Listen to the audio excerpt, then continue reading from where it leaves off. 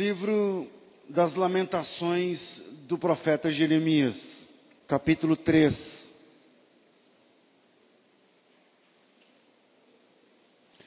Antes da leitura, só uma explicação, porque tem algumas Bíblias, como essa que eu estou lendo aqui agora, essa versão que eu escolhi hoje. Antes do texto, tem algumas palavras em itálico na Bíblia aí. Eu não sei se é o seu caso. Tem aí? Então, as palavras esquisitas, tipo Aleph, Bet, Gimel, Dalet, Re, Vav, não sei o que lá, Zain, Tav, Het, Tet. O que é isso? O livro das Lamentações de Jeremias é um livro poético. Nós temos na Bíblia 5 livros poéticos. Lamentações de Jeremias, Ruth, Esther, Jó e Salmos. Esse material, Salmos não, Cantar de Salomão. 5 livros que, em português a gente tem mais livros poéticos, mas esses 5 livros que eu citei, eles fazem parte da terceira divisão da Bíblia judaica. A Bíblia judaica tem 3 divisões, que em hebraico seria Torá, Nevim, Ketuvim. Torá significa lei, Nevim significa profetas e Ketuvim significa escritos, tá certo? Então, essa parte dos escritos são esses 5 livros que eu citei. E o texto de Lamentações de Jeremias, por que aparecem esses nomes aí antes? Porque, na verdade, esses nomes são os nomes das letras do alfabeto hebraico.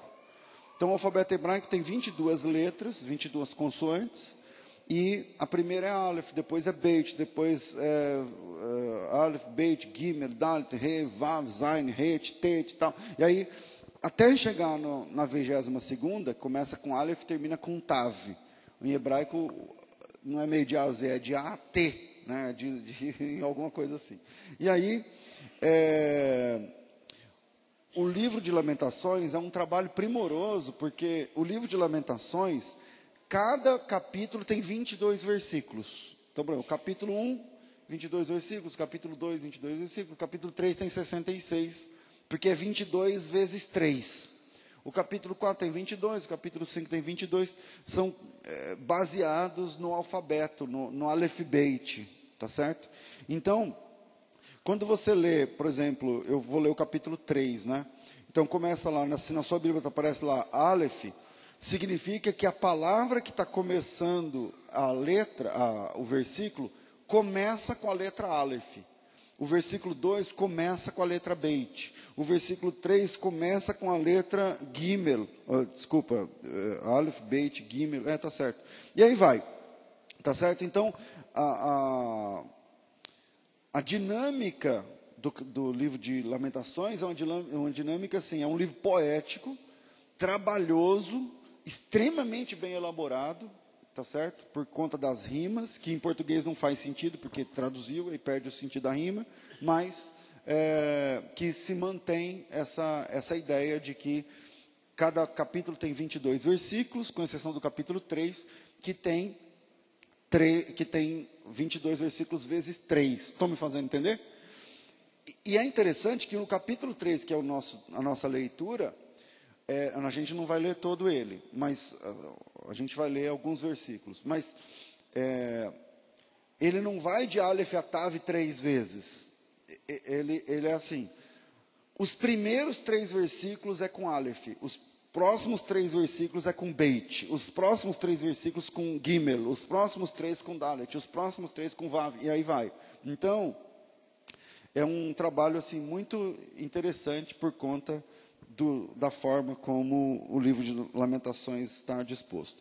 Eu estou falando isso para explicar por que na sua Bíblia começa com Aleph, Beit, Gimel, lá cada versículo. Então, a gente não vai ler essa parte, caso a sua Bíblia comece com esses nomezinhos em hebraico em itálico, tá certo? Então, vamos ler apenas o texto. O texto diz assim, Lamentações, capítulo 3, versículo 1. Eu sou o homem que viu a aflição pela vara do seu furor. Ele me levou e me fez andar em trevas, não em luz. Fez envelhecer a minha carne e a minha pele, quebrantou os meus ossos. Edificou contra mim e me cercou de fel e trabalho. Assentou-me em lugares tenebrosos, como os que estavam mortos há muito tempo. Circunvalou-me e não posso sair. Agravou os meus grilhões. Ainda quando clamo e grito, ele exclui a minha oração. Circunvalou-me os meus caminhos com pedras lavradas, fez tortuosas as minhas veredas. Fez-me como um urso de emboscada, um leão em esconderijos. Desviou os meus caminhos e fez-me em pedaços. Deixou-me assolado. Armou o seu arco e me pôs como alvo as flechas. Fez entrar nos meus rins as flechas da sua aljava. Fui feito um objeto de escárnio para todo o meu povo e sua canção o tempo todo. Fartou-me de amarguras, saciou-me de absinto, quebrou com pedrinhas de areia os meus dentes, cobriu-me de cinza. Afastaste da paz a minha alma, eu esqueci-me do que era o bem. Então disse eu, já pereceu a minha força, como também a minha esperança no Senhor. Lembra-te da minha aflição, do meu pranto, do absinto e do fel. A minha alma certamente se lembra e se abate dentro de mim. Quero trazer à memória o que me dá esperança. As misericórdias do Senhor é que são a causa de não sermos consumidos. As suas misericórdias não têm fim. São novas a cada manhã e grande é a sua fidelidade. A minha porção é o Senhor, diz a minha alma. Portanto, esperarei nele. Bom é o Senhor para os que se atêm a ele, para a alma que o busca. Bom é ter esperança e aguardar em silêncio a salvação do Senhor. Amém. Um texto pesado, porque tudo aquilo que você viu na leitura aí, se tornou contra mim, é Deus. Deus se tornou contra ele. Fez envelhecer a minha carne, é Deus. Edificou contra mim, Deus. Deus contra o profeta, contra uma nação. E a gente costuma falar aleivosamente textos do tipo, se Deus é por nós, quem será contra nós? E aí me vem aquela questão que eu já falei há alguns anos atrás, mas e se Deus for contra nós? E se Deus estiver contra nós? A gente vai viver do quê? Vai fazer o quê? O livro de Lamentações de Jeremias, como disse, é um dos livros poéticos, junto com Ruth, Esther, Eclesiastes e Cantares. Livros que eram lidos anualmente, ainda são, mas nos meios mais religiosos de Israel. São lidos anualmente, perto do mês de julho, mais ou menos, quando se relembra a queda de Jerusalém.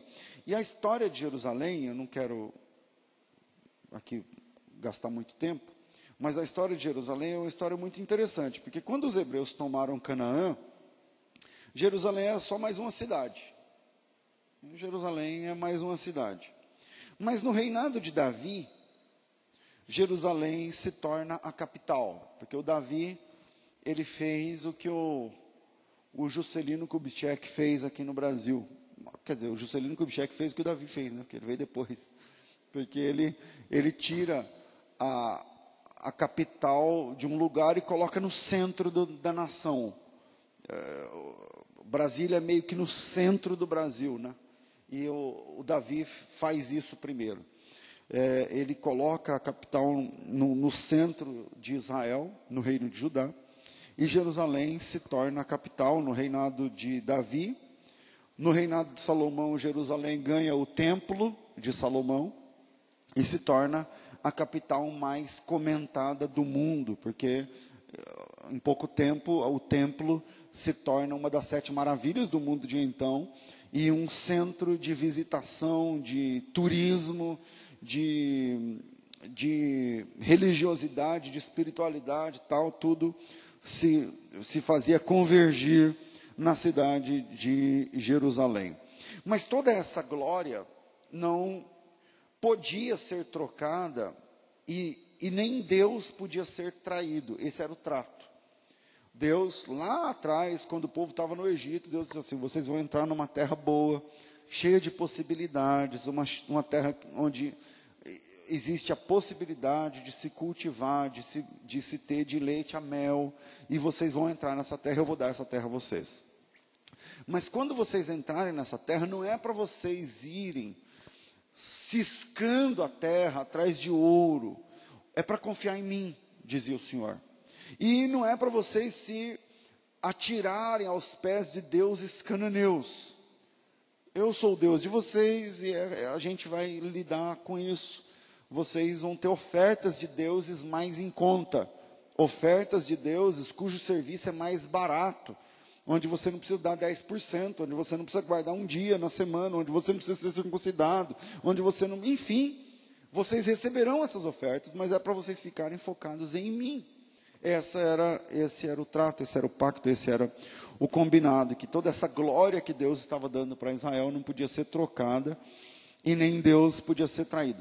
Mas parece que os judeus, quando alcançaram tudo que sonhavam, eles começaram agora a flertar com os deuses pagãos. Eles agora começam a, ficar interessados e tal. E alguns reis, eu estou falando de reis, não estou falando de pais de família normal, não. Estou falando de pessoas da liderança da nação.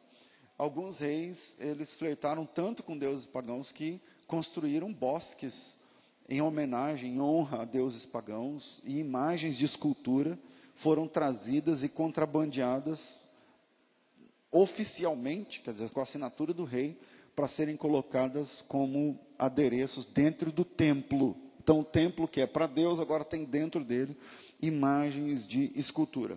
Bom, isso tinha um preço, e Deus nunca é pego de surpresa, e então Deus já havia dito exatamente o que iria acontecer.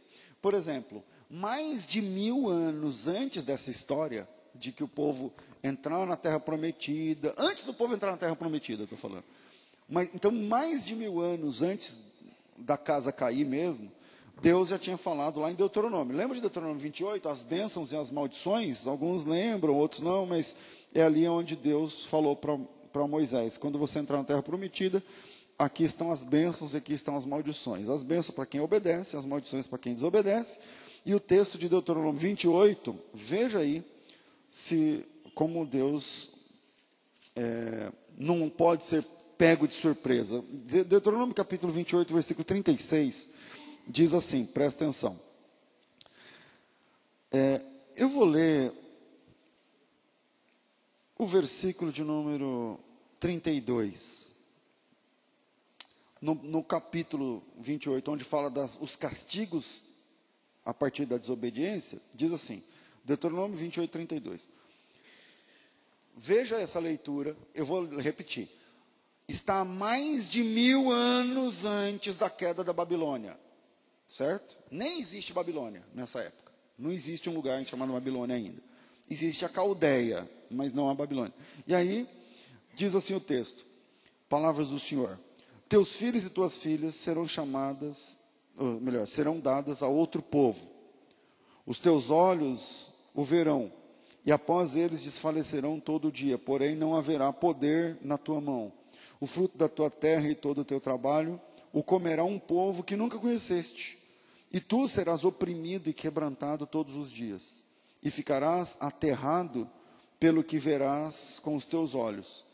O Senhor te ferirá com úlceras malignas nos joelhos, nas pernas, que não possa sarar, desde a planta do teu pé até o alto da cabeça.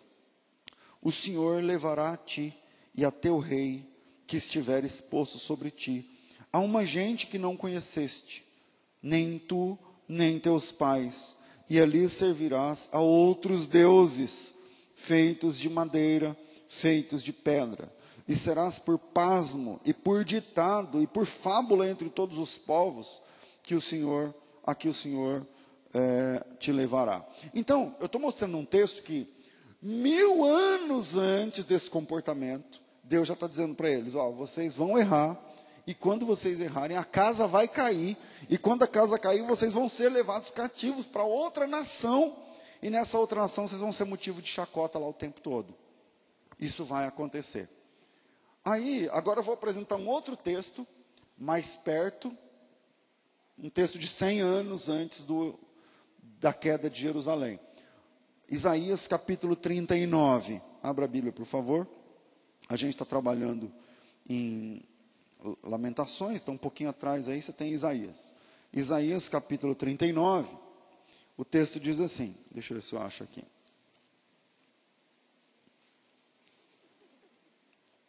Versículo de número...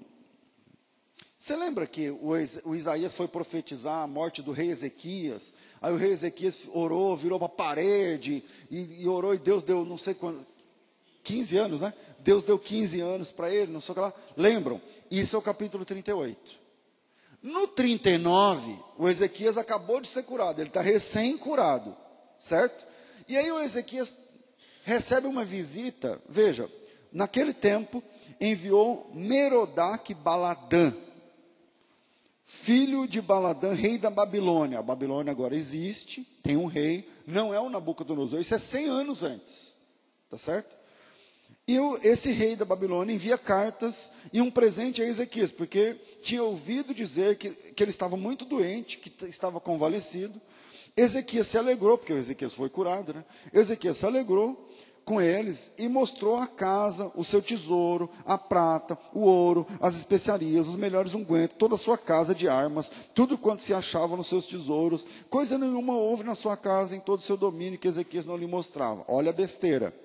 O Ezequias acabou de ser curado, estava todo alegre, e quando ele recebe os presentes do rei da Babilônia, ele chamou o capitão lá e falou, vem aqui conhecer meus tesouros, os estábulos, as armas, os mantimentos, o ouro, a prata, o templo e tal. E o Ezequias abre as portas para o futuro inimigo, e abre tudo, e mostra tudo e tal. Aí o profeta Isaías ficou sabendo. Versículo 3. Então o profeta Isaías veio ao rei Ezequias e disse, o que foi que aqueles homens disseram e de onde vieram? O Ezequias disse, de uma terra remota, vieram a mim da Babilônia. Vai vendo. E disse ele, e o que foi que viram aí na tua casa? E disse Ezequias, viram tudo quanto há na minha casa, coisa alguma que há nos meus tesouros que eu deixei de mostrar. Versículo 5, veio a profecia. Então disse Isaías a Ezequias, ouve as palavras do Senhor dos Exércitos, eis que virão dias em que tudo quanto houver em tua casa, com o que entesouraram os teus pais até o dia de hoje, será levado para a Babilônia, e não ficará coisa alguma, disse o Senhor. E dos teus filhos que procederem de ti, e tu gerares, tomarão para que sejam eunucos no palácio do rei da Babilônia. Essa profecia tem 100 anos antes do evento, da queda, um pouco mais de 100 anos, uns 120 anos mais ou menos, antes da queda de Judá. Vocês estão entendendo até aqui? E aí, eu tinha outros textos, por exemplo, Jeremias capítulo 20, versículo...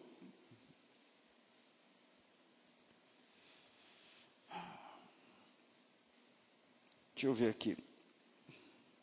O Jeremias tinha profetizado que Israel ia cair diante da Babilônia. E o filho do sacerdote não gostou dessa ideia. E bateu no Jeremias.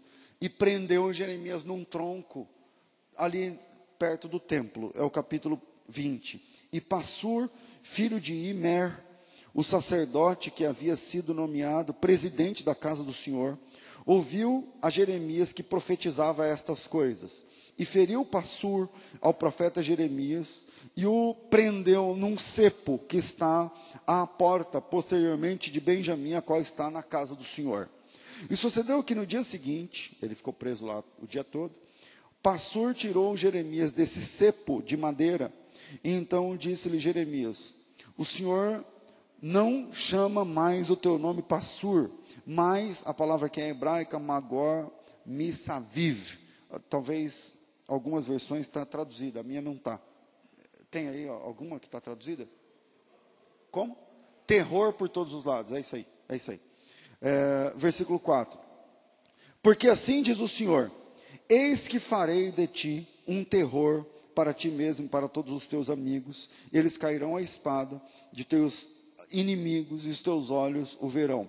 Todo Judá entregarei nas mãos do rei da Babilônia, e ele os levará presos da Babilônia, e os ferirá à espada. Também darei toda a fazenda dessa cidade, todo o seu trabalho, todas as suas coisas preciosas, sim, todos os tesouros dos reis de Judá, entregarei nas mãos dos seus inimigos, os quais saqueá-lo-ão, e tomá-los-ão, e os levarão à Babilônia. E tu, Passur, todos os moradores da tua casa, ireis para o cativeiro, irás para a Babilônia, ali morrerás, e ali serás sepultado tu e teus amigos, aos quais profetizastes falsamente. Bom, eu apresentei 3 textos que falam da queda de Jerusalém. Um, 1000 anos antes. Outro, 100 e poucos anos antes. E esse, alguns anos antes. Talvez uns 5 anos antes. Tá certo? Então, a Bíblia diz que Jerusalém era a menina dos olhos de Deus e tal, mas o comportamento do povo podia fazer com que Judá, onde está Jerusalém, caísse e o povo fosse levado cativo. Quer dizer, Deus disse que Judá iria cair, e caiu mesmo. E caiu mesmo. Eu não quero apresentar muitos textos, eu acho que já está bom.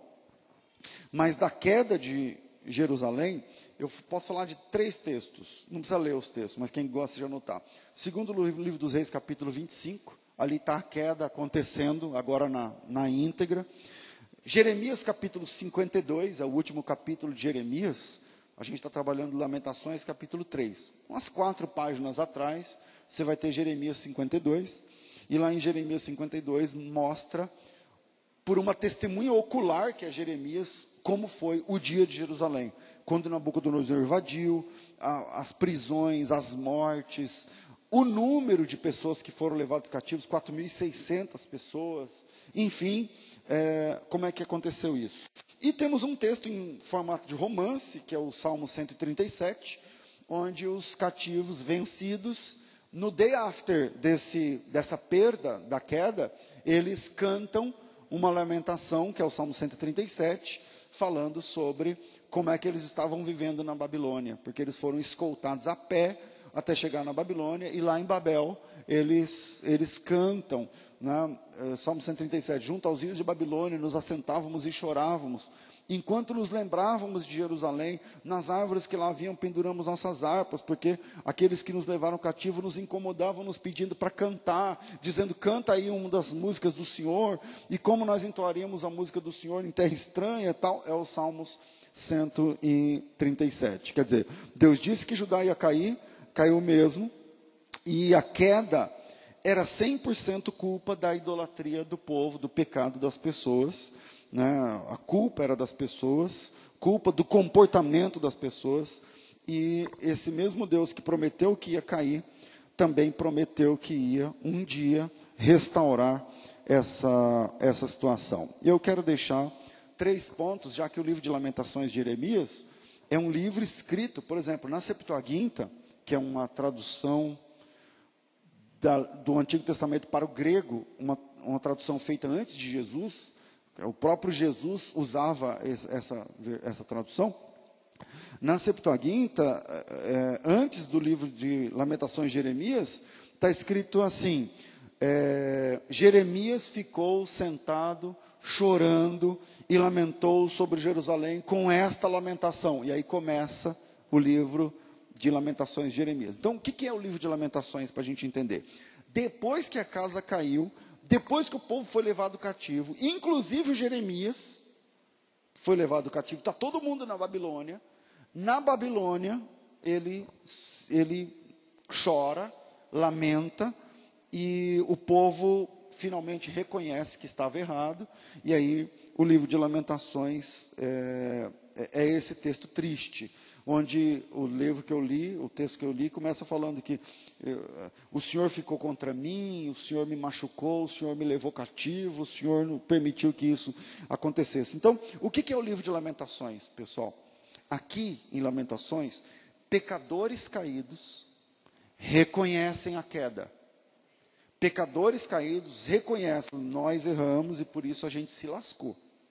Nós caímos e por isso a gente se deu mal. Isso aqui que está acontecendo conosco é culpa nossa mesmo, tá certo? Então no livro de Lamentações acontece o do latim, né? O mea culpa, né? O mea maxima culpa, aquela ideia de que a culpa é minha.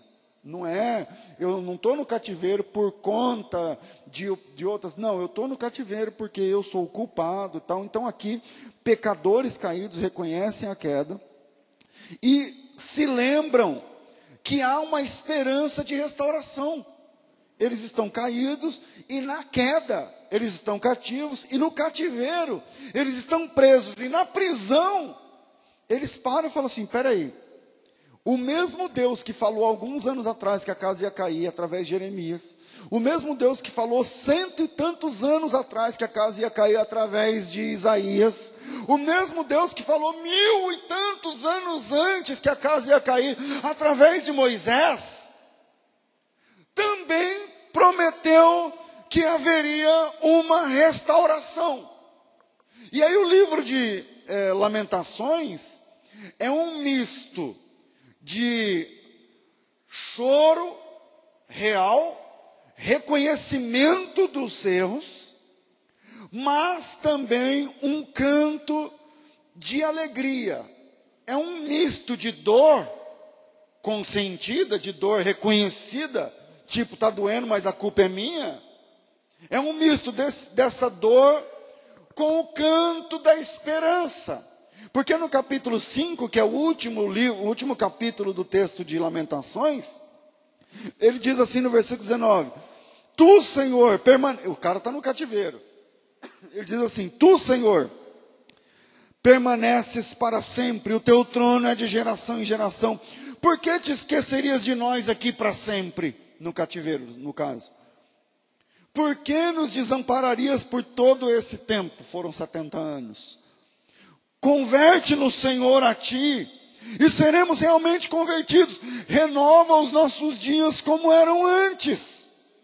Então, o texto de Lamentações é um misto de dor, reconhecidamente, a culpa é reconhecida deles, e também um canto de esperança no meio do cativeiro.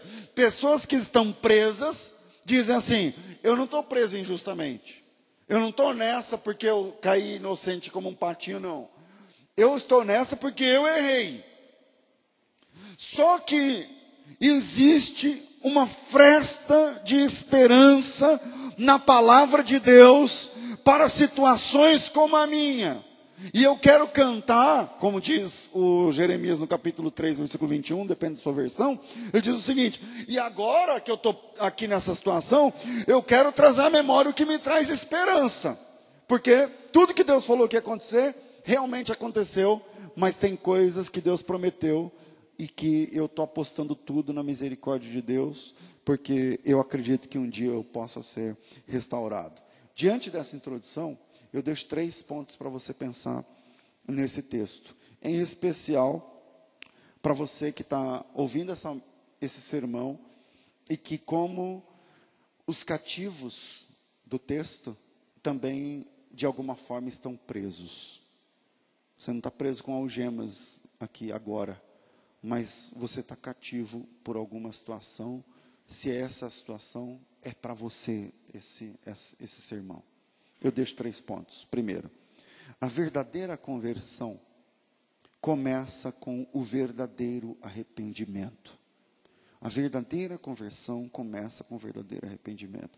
Muita gente procura a fé, muita gente procura igrejas, muita gente procura pastores, procura denominações, procura campanhas, procura o povo de Deus, porque querem dar um reset na vida. Sabe o reset que você fala assim, eu quero zerar e começar. Só que é um reset que não é verdadeiro. A pessoa não quer abandonar nada. A pessoa quer vir para a fé, mas não quer deixar os pecados. Ele quer apenas agregar. Tipo assim, o que o evangelho pode agregar, pode colocar a mais na minha vida?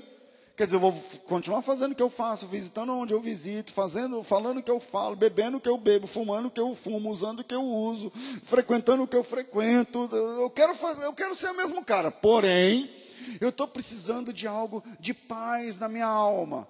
Então ele vem na igreja, e aí o pessoal oferece isso também. Hoje em dia, especialmente igrejas de cunho neopentecostal, oferecem isso, tipo assim, não importa quem você é lá fora, não importa que tipo de pecado você está metido, não importa que tipo de gente você é, não importa. Aqui você veio para buscar e você vai receber. Então, esse tipo de comportamento de gente procurando a fé apenas para agregar, gerou um mercado. Então, existe hoje um mercado de igrejas que oferecem esse tipo de paz, que oferecem esse tipo de reset. Então você vem, não importa quanto você fuma, quanto você bebe, quanto golpe você dá, se você rouba, se você se prostitui, não importa.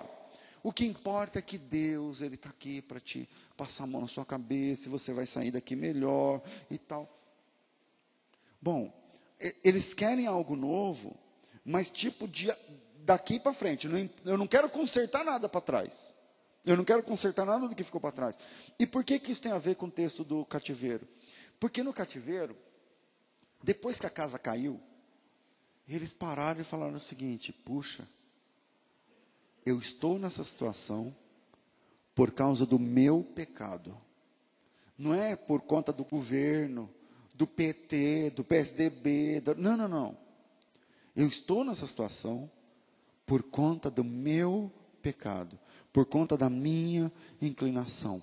O problema é que existe diferença entre onde você está espiritualmente e onde você acha que está espiritualmente.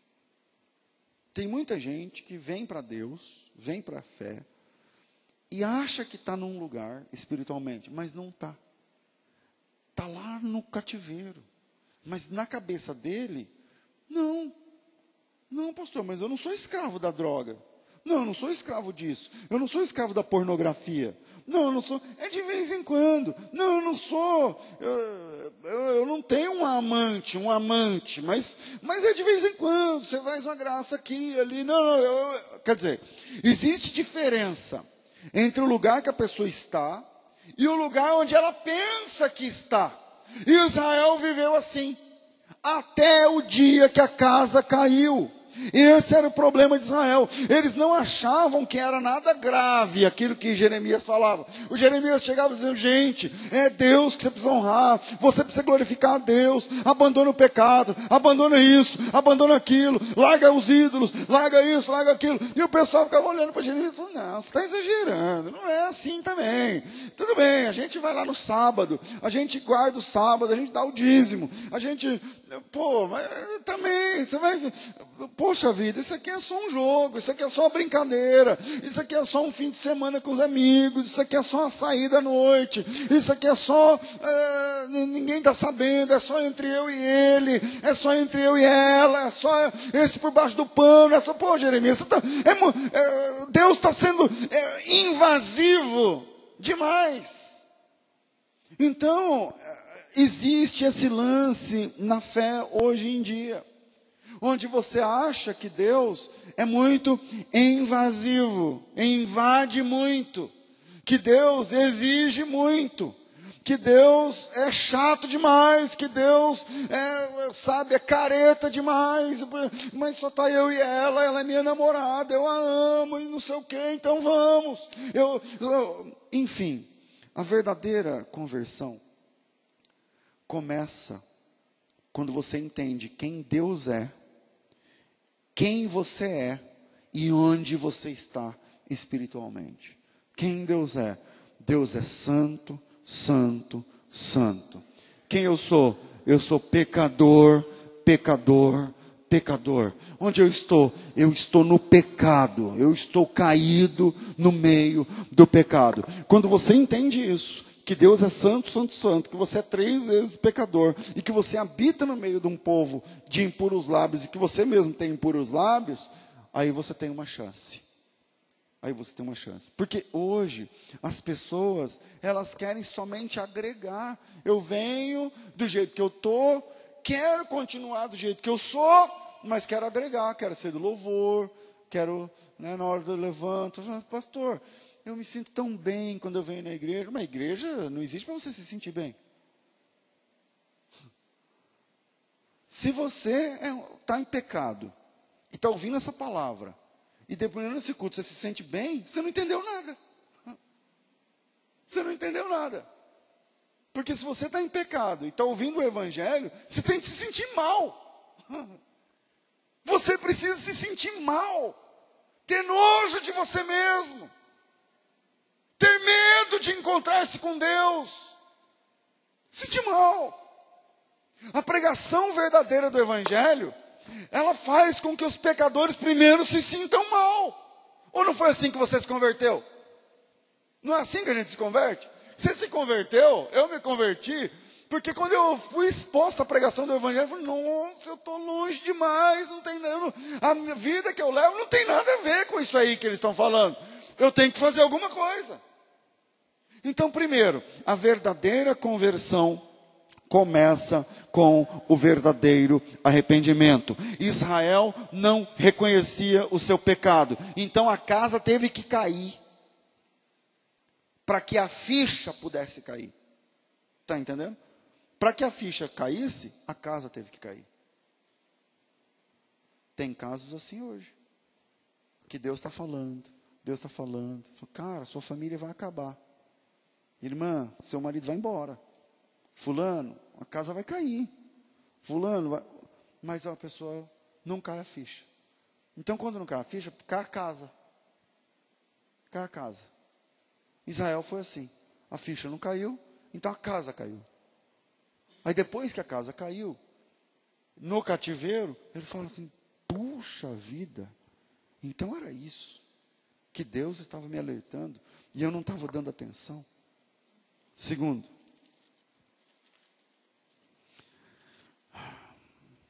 existe sim esperança depois da queda nas Escrituras. Existe sim esperança depois da queda nas Escrituras. Eu trabalho com o magistério há muitos anos no Evangelho, com o ensino da palavra. Há muitos anos. E uma coisa muito triste que acontece comigo é quando eu vejo que pessoas que, tipo assim, eu estou aqui pregando, aí você se converte hoje. Você não era crente, você veio aqui porque alguém te trouxe, você se entrega, beleza. Aí você fala assim, pô pastor, é verdade que o senhor dá aula também de teologia? Sim. Eu quero estudar, eu estudo e se forma. Daqui a alguns anos é um bacharel em teologia. Pastor, é verdade que o senhor dá aula de hebraico? Sim, eu dou aula também de hebraico. Pô, eu quero aprender as línguas originais. Aí ele aprende o hebraico, aprende o grego, aprende escatologia, aprende não sei o que, tal. Isso que eu vou te falar é com tristeza que eu falo, mas é relativamente comum. Então o cara estava no pecado, ouviu o evangelho, começou a estudar, se formou, aprendeu mais. Hoje ele sabe mais do que o pastor dele. Aí ele vira um fariseu, um chato, um nojento, um anti-graça de Deus. O cara fervia, pintava e bordava o ano passado. Agora, fica medindo o tamanho do cabelo das pessoas para saber se é salvo ou não, com base no que ele sabe. Eu vou dizer uma coisa para vocês. Eu tenho visto isso com frequência durante esses 20 e tantos anos. Eu tenho nojo de gente assim. Porque eles não entenderam a graça de Deus. Eles são aqueles fariseus que pegaram no braço da mulher que estava na cama no adultério e estavam levando para ser apedrejado. Porque abriu a boca é pedra. Abriu a boca é juízo. Abriu a boca é... Peraí, mas Deus te mandou pregar a graça ou o juízo? O que vocês acham? A graça, porque se todo pregador fosse igual a você, como é que você ia sair de onde você estava o ano passado? Então, o segundo ponto é o seguinte: você caiu, você está no cativeiro, você foi para a Babilônia, eu estou falando espiritualmente. O segundo ponto: existe esperança depois da queda, sim. Existe esperança depois da queda, sim. Lamentações 3:21 diz o seguinte: agora que eu caí, eu quero trazer à memória o que me dá esperança. Primeiro, aonde ele estava? No cativeiro. Como ele estava? Perdido. Como ele estava? Preso. E o que dá esperança para um gente assim? O que dá esperança para alguém assim? Porque na igreja, na graça... Por que Lamentações está na Bíblia? Não foi eu que coloquei. Lamentações de Jeremias está na Bíblia, a história de Jeremias está na Bíblia, o livro de Jeremias está na Bíblia, para mostrar que Deus avisa, que Deus fala, e Ele fala de novo, e Ele avisa de novo, e Ele fala: gente, não é por aqui, vocês vão cair, a casa vai cair, vai dar errado, você vai se lascar no final, você vai perder tudo e tal. E quando você não ouve, tudo aquilo que Deus fala, acontece mesmo, perde mesmo, cai mesmo, prende mesmo, vicia mesmo. Mas não termina aí.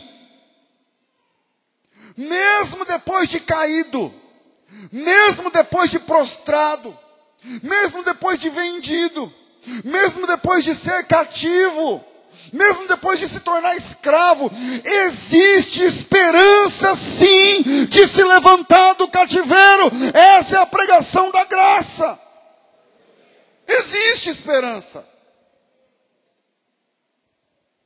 Pastor, o que Jeremias quer dizer quando ele diz assim: eu quero trazer a memória que me dá esperança? Ora, o que dá esperança? Então, eu quero falar nesse segundo ponto, durante uns 5 minutos, para pessoas que estão nessa situação. Então, eu quero falar caídos.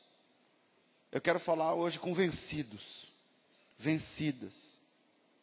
Com pessoas que não obedeceram às placas que Deus colocou no caminho e caíram no buraco. Que não respeitaram a palavra de Deus em algum tempo e caíram. Você está caído? Você está viciado? Você está destruído? Não é porque alguém falou mal de você, olho gordo, não sei o que lá. Acorda, seja adulto. Você está caído pelos seus próprios pecados. Se você está caído agora ouvindo essa mensagem, é porque você não deu crédito à pregação do Evangelho. É por isso que você caiu. Você está entendendo? Não é porque o diabo, não. É porque você é pecador. Um dos textos de Lamentações diz: queixe cada um do seu pecado.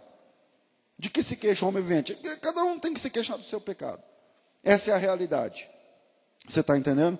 Mas eu estou aqui como pregador do Evangelho para dizer para você que a graça de Deus ainda é maior do que a sua queda. Que a graça de Deus é maior do que o seu desvio. Que o amor de Deus ainda é maior e está disponível para levantar homens e mulheres que caíram porque não ouviram Deus. Enquanto a graça de Deus for a dispensação na qual estamos, você tem chance de se levantar em nome do Senhor Jesus. Porque hoje em dia as pessoas se convertem vindo do pecado e depois viram pregadores que fecham a porta da conversão para outras pessoas. É o texto de Mateus capítulo 23. Jesus diz o seguinte: vocês são os hipócritas, escribas e fariseus hipócritas, porque vocês fecham a porta da salvação para os pecadores. E hoje tem esses caras. Tem esses caras que são mais rígidos do que Deus. Que são mais duros do que Deus, que são mais justos do que Deus. Então, eu quero dizer para você que a graça de Deus é maior do que a sua queda, e que se você está prostrado, se você está caído, e se você quiser se arrepender de verdade, Deus pode reconstruir uma história na tua vida em nome do Senhor Jesus. Essa é a pregação da graça. A cruz é mais poderosa na sua obra do que o pecado foi na sua tragédia. Eu não sei em que patamar o pecado te levou. Talvez, pastor, eu não estou nem no chão, eu estou no subterrâneo da fé. Ok. Para pecadores assim, para casos graves como o seu, Jesus Cristo tem poder para salvar. Jesus Cristo tem poder para restaurar. Jesus Cristo tem poder para mudar a história de pecadores assim. Foi assim com o filho pródigo, foi assim com tanta gente, e pode ser assim com você. Eu quero dizer que você pode aprender com essa queda. Salmos 119, versículo 67. Antes de ser afligido, eu andava errado, agora eu guardo a sua palavra. Eu não sei se é Salmos 119, 67, eu acho, por ali. Tá? Eu quero dizer que existe esperança. Pensa nisso. Para uma árvore, depois que foi cortada. Jó, capítulo 14. Eu não sei o versículo, talvez versículo 7. Porque há esperança para a árvore, que mesmo depois de cortada, ao cheiro das águas, brotará. Eu quero dizer que em Isaías 42, versículo 3, a Bíblia diz que a cana, depois que de trilhada, pensa numa cana de fazer garapa, por exemplo, aí passa um caminhão em cima dela, quebra, não separa, né? Mas ela quebrou ali, não tem mais como ter vida, não tem para o homem, mas para Deus tem, porque Isaías 42, 3 está dizendo que a cana ferida, a cana trilhada, não será quebrada, e que Deus não apaga um pavio que está fumegando. Talvez aqui essa manhã, ou talvez me ouvindo depois pela internet, tem alguém que está nessa situação, quebrado, destruído, fumegando, apagando, que você nem sabe como é que você está ouvindo essa mensagem, velho. O que eu estou fazendo aqui? Eu não estou tendo força nem para vir, mas está ouvindo, mas está acompanhando, talvez assistindo. Eu quero dizer para você que Deus é especialista em causas perdidas. Deus é especialista em salvar pecadores da pior espécie, e eu estou aqui para dizer que é verdade, porque foi assim comigo. Foi assim comigo. O cativeiro pode ser um lugar de recomeço. E o Jeremias está lá no cativeiro dizendo: agora vamos trazer à memória o que me dá esperança. Eu apresentei para falar do cativeiro 3 textos, um de 1000 anos antes, um de 100 e tantos anos antes e outro de alguns anos antes. Eu não vou ter tempo, mas eu queria apresentar 3 textos também para vocês de restauração. Deuteronômio capítulo 30, também um texto de 1000 anos antes. Deuteronômio capítulo 30, versículo de 1 em diante, diz assim: será que sobrevindo-te todas essas coisas, a bênção e a maldição que tenho posto diante de ti, e te recordares delas entre todas as nações, onde eu te lançar? Ele está falando do cativeiro. Deus está dizendo o seguinte: se eu por acaso, depois do pecado de vocês, eu castiguei vocês, espalhando vocês entre as nações, ele diz o seguinte: e se lá vocês recordar delas, dentre as nações onde eu te lancei, e lá você se converteu ao Senhor teu Deus, e deres ouvidos à sua voz, conforme tudo que te ordeno hoje, tu e teus filhos, com todo o teu coração, com toda a tua alma, então o Senhor teu Deus te fará voltar do teu cativeiro, se apiedará de ti, e tornará a juntar-te dentre todas as nações, entre as quais te espalhou o Senhor teu Deus. Quer dizer, Deus está prometendo que Ele vai restaurar, se a pessoa se converter mesmo estando no cativeiro. Versículo 4: ainda que os teus desterrados estejam para a extremidade do céu. Desde ali te ajuntará o Senhor teu Deus e te tomará dali. E o Senhor teu Deus te trará a terra que os teus pais um dia possuíram, para que você possua, e te fará bem, e te multiplicará mais que os teus pais. E o Senhor teu Deus vai circuncidar o teu coração e o coração da tua semente, para que você aprenda a amar o Senhor teu Deus com todo o teu coração, para que você viva, e assim como viva também a tua alma. Um texto de 1000 anos antes, dizendo: se você não obedecer, você vai cair. Mas o mesmo autor e o mesmo Deus, também mais de 1000 anos antes, diz: se você cair, você pode se arrepender, e você pode se levantar. Esse é o evangelho da cruz. Esse é o evangelho da cruz. Jeremias capítulo 23. Eu vou ler só esses 3 e vou para o próximo ponto, senão já não termina. Jeremias capítulo 23, versículo de número, eu não vou ler tudo, mas 2, versículo 3 e o 4. Por exemplo, Jeremias 3, diz o Senhor: e eu mesmo recolherei o resto das minhas ovelhas de todas as terras para onde as tiver afugentado. Ó a promessa de restaurar o povo. E as farei voltar para o seu aprisco, e se multiplicarão e frutificarão, e levantarei sobre elas pastores que as apacentem, e nunca mais terão medo, nem se assombrarão, e nem nada para eles faltará, diz o Senhor. Jeremias capítulo 23, versículos 4 e 5. Zacarias, o último texto para essa promessa de restauração. Um texto que alguns anos antes, depois da queda, Zacarias capítulo 10, versículo de número 6, diz assim: Deus tinha espalhado Israel, tinha espalhado Judá pelas nações da Caldeia, e agora no capítulo 10, olha aí a promessa de restauração. Zacarias capítulo 10, versículo de número 6. Vamos lá, Mateus para trás, Malaquias 1 para trás, Zacarias. Zacarias capítulo 10, versículo de número 6, diz assim: e eu vou fortalecer novamente a casa de Judá. Veja, Judá Judá é Jerusalém, está lá no cativeiro. E aí o Senhor vem com a promessa: e eu fortalecerei a casa de Judá, salvarei a casa de José, e tornarei a plantá-los, porque me apiedei deles, e serão como se eu nunca os tivesse rejeitado. Se liga nisso. Deus rejeitou os caras, e lá no cativeiro Deus se apresenta e fala assim: se vocês se converterem, se vocês se acertarem comigo, eu vou restaurar vocês. Tudo bem, eu joguei vocês para as nações, mas eu vou restaurar vocês num nível que será como se eu nunca tivesse rejeitado vocês. Pensa nisso. Fortalecerei a casa de Judá, salvarei a casa de José, tornarei a plantá-los, porque me apiedei deles, e serão como se eu não os tivesse rejeitado, porque eu sou o Senhor, o seu Deus, e eu os ouvirei. Os de Efraim serão como um valente, e o seu coração se alegrará como pelo vinho. Os seus filhos o verão e se alegrarão, e o seu coração se regozijará no Senhor.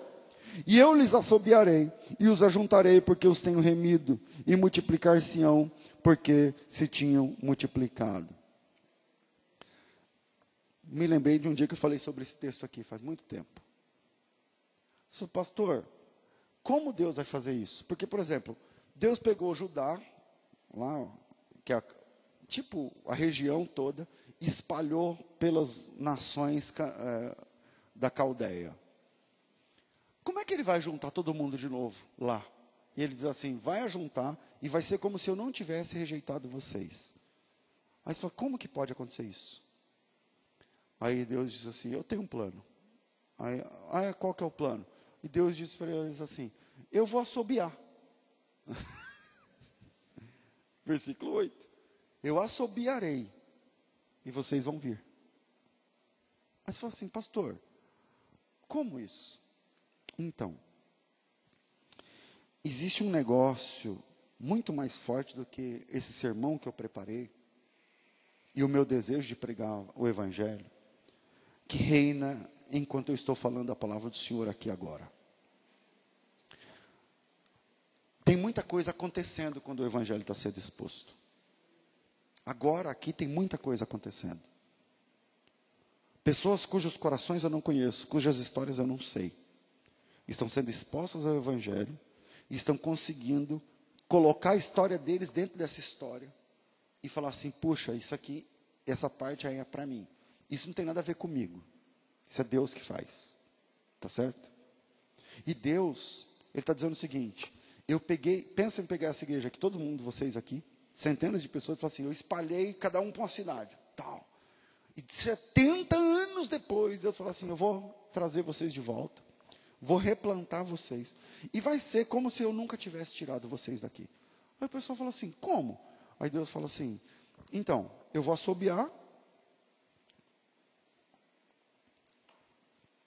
e aquelas que são minhas ovelhas vão ouvir. E quando eu assobiar e você ouvir, você vem. Pastor, eu não entendi. Então, deixa eu explicar. Tem pessoas que são expostas ao evangelho e dormem. Talvez gente aqui cochilando. Porque você não é para você, velho. Você não é de Deus. Você não está aqui para servir. Você não veio para ouvir. Agora existem pessoas, independente da eloquência do pregador, porque eu não sou um pregador eloquente, por exemplo. Independente do grito, independente do tom, da quantidade de línguas estranhas que se fala ou não, que conforme o evangelho está sendo exposto, o seu coração treme. Você sente alguma coisa, que isso tem nada a ver comigo. Não tem nada a ver com o pregador, não tem nada a ver com o louvor, com as pessoas do louvor. Se isso acontece, deixa eu te falar uma coisa. É que você é dele. E Deus diz o seguinte, sabe o que eu faço com as minhas ovelhas? Eu assovio. E elas vêm. Porque eu vou dizer uma coisa para você. Não importa a nossa denominação. Não importa quantas vezes você está ouvindo esse pregador. Se você é uma ovelha de Deus, e mesmo estando na diáspora, como fala, no cativeiro, mesmo estando longe, julgado pelos seus próprios erros, se ele assobiar, você não aguenta, você vem. Se ele chamar, você cai de joelhos. Não é por mim, não é pelo pregador, não é pela denominação, não é pelo evento. Se ele falar, você não aguenta e a lágrima rola, meu irmão. Você está me ouvindo agora, você não queria estar enxugando o olho, mas está enxugando o olho.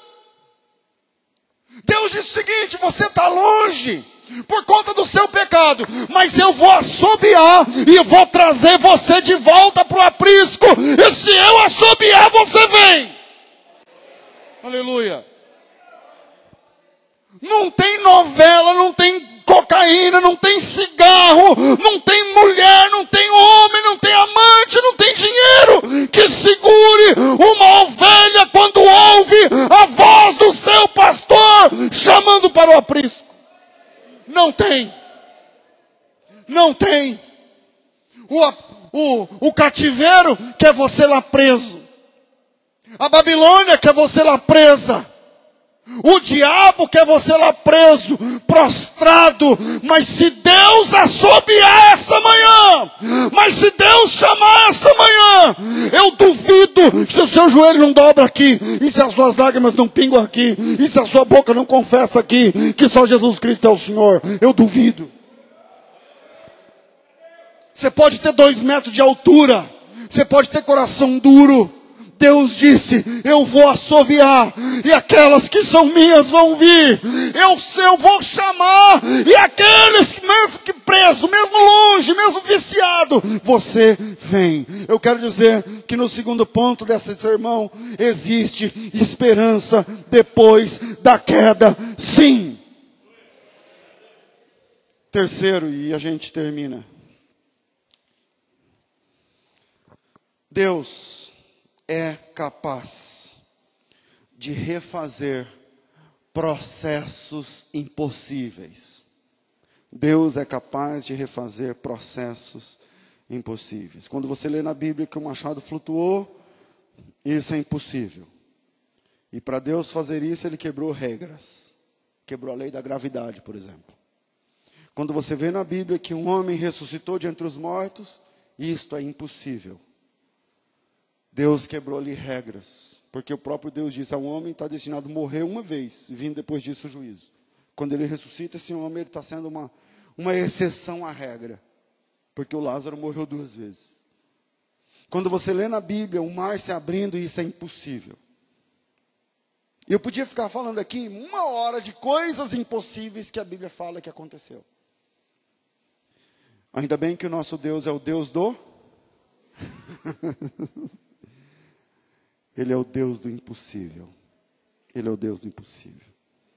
E talvez, me ouvindo, tem alguém que está dizendo o seguinte, pastor, o senhor está falando que pode voltar da escravidão, mas o senhor não sabe que escravidão eu estou metido.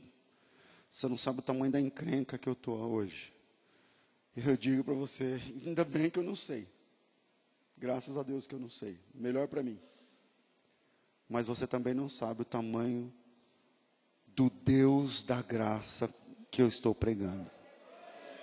Porque para um grande pecador como você, existe um grande Salvador chamado Jesus Cristo de Nazaré. E Ele pode refazer processos impossíveis. Impossíveis.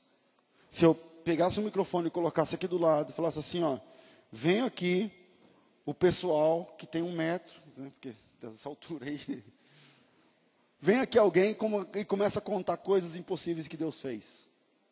Quem tem uma história de coisa impossível que Deus fez, levanta a mão. Pronto. A gente já fica aqui até umas 8 da noite.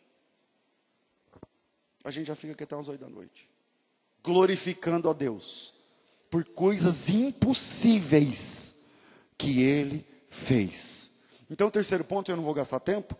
Deus é capaz de refazer processos impossíveis. Na ceia do mês passado, sem ser a semana passada, eu preguei sobre a restauração de Pedro. Lembram? Preguei sobre a restauração de Pedro, tá? É um dos textos que eu gosto muito. Mas tem um texto de Marcos, eu vou usar só ele, e que é muito interessante. Porque lá em Marcos 16, o palco da ressurreição, olha que interessante. O segundo evangelho de Marcos, a ressurreição é no capítulo 16, né? E aí, no domingo de manhã, Jesus ressuscita, Maria Madalena está ali no túmulo, né, e tal, vê os anjos, né? E aí o anjo do Senhor fala um recado para ela, versículo 5. Entrando no sepulcro, viram um jovem assentado à direita, vestido de uma roupa comprida, branca, tal. Versículo 6. Porém ele lhes disse, o anjo, não vos assusteis, buscais a Jesus Nazareno, foi crucificado, já ressuscitou, não está mais aqui.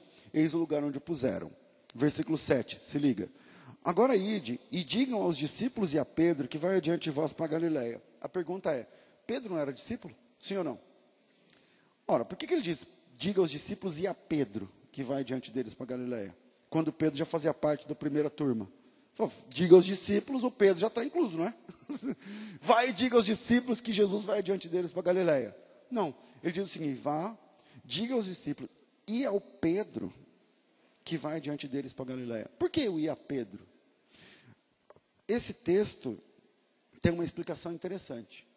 Porque quando Jesus morreu, quando Jesus foi preso na noite de quinta para sexta, o Pedro negou Jesus 3 vezes e espraguejou contra o nome de Jesus. E o problema é que Mateus 10:33 está dizendo que aquele que negasse Jesus diante dos homens seria negado diante de Deus. Em outras palavras, o Pedro perdeu. Já era. E ele fez a lambança 3 vezes, no mesmo dia. E espraguejando contra o nome do Senhor. Quer dizer, um pecado que está no decálogo. E aí, o Pedro perdeu a vaga. O Pedro deixou de ser discípulo ali. Mas na manhã da ressurreição, isso foi na sexta, mas no domingo de manhã, o anjo do Senhor fala para Maria, dizendo o seguinte, eu tenho um recado, e eu queria que você chamasse os discípulos do qual Pedro deixou de fazer parte quinta-noite, mas eu queria que você buscasse o Pedro também. Diga aos discípulos e ao Pedro que Jesus vai falar com eles na Galileia. Chama o Pedro também, porque o Pedro não acha que não faz mais parte. Mas a graça de Deus alcançou Pedro naquele domingo, naquela manhã. Deus é capaz de refazer processos impossíveis. Termino dizendo o seguinte, que Deus é capaz de restaurar sensações que há muito tempo você não tem. Sentimentos na fé que há muito tempo você não tem. Deus é capaz, não é a igreja, não é o pastor. Deus é capaz de restaurar sensações, de restaurar situações, de restaurar sentimentos e emoções que só você sabe. Tipo assim, pastor, eu tenho saudade do primeiro amor porque eu sentia tal coisa. Você pode sentir de novo. Deus é capaz. Deus pode. Talvez você esteja num cativeiro. Eu vou fechar aqui o sermão e a Bíblia, senão eu não paro de falar. Vamos lá. Talvez você esteja num cativeiro espiritual. E talvez você esteja longe de Deus, mesmo estando numa igreja. Mesmo estando exposta ao Evangelho. Mas você está longe de Deus. Mesmo pegando na mão dos irmãos, se alegrando, se abraçando, rindo depois do culto, mas você está longe de Deus. Deus é capaz de restaurar histórias, de restaurar vidas e de refazer processos impossíveis. De refazer processos impossíveis. Amém, irmãos? Eu termino aqui, passei alguns minutos. Eu queria fazer uma oração. Se você está aqui e precisava ouvir essa palavra, eu quero orar por você. Queria que você se levantasse e viesse aqui à frente, por favor, que eu quero fazer uma oração pela tua vida.